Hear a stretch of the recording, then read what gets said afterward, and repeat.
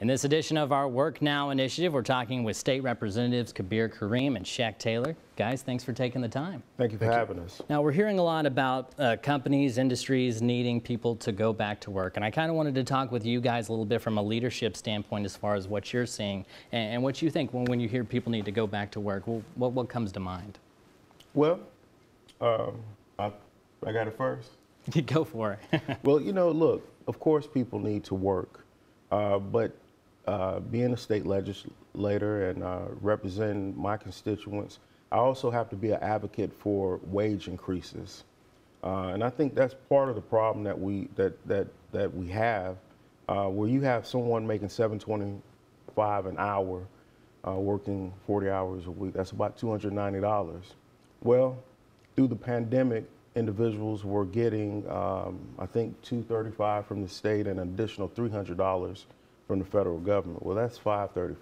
Mm-hmm. You kind of have to weigh it out. You know, we have to take a closer look through data and look and see what's beneficial for the folks of Mississippi. Cheikh, do you feel like that's part of the conversation that might be left out oftentimes? Well, yeah, it's the number one part of the conversation. People are not opting not to go to work just because they're lazy. Right. They're opting not to go to work because of horrible wages. Both Representative Kabir, Karriem, and I are business owners. And a lot of times, and we also come from the communities that suffer the most when it comes from low wages. Mm-hmm. So understanding from those two aspects prompts me to demand an increase in minimum wage.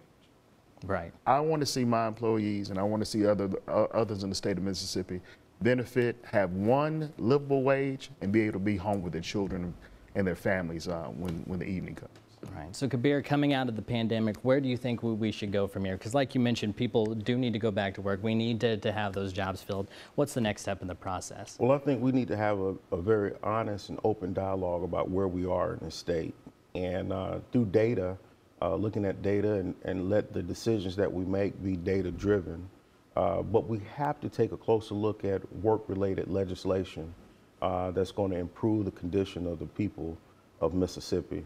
Not just a shotgun approach and not just arbitrarily cutting services without the proper data to back it up, but some true discussions about how do we move the state forward as it relates to working people here in Mississippi. Right. And Cheikh, do you feel like your progress is on the way from Mississippi as far as coming out of the pandemic from a leadership perspective? What do you see? Well, we'll see. We won't know till January. Mm-hmm. And the truth of the matter is, while it would seem that everyone is like-minded as far as increasing minimum wage and things of that nature, that may not always be the case. Mm-hmm. For those that represent this district, I think it's safe to say that we'll take a closer look in making sure that happens.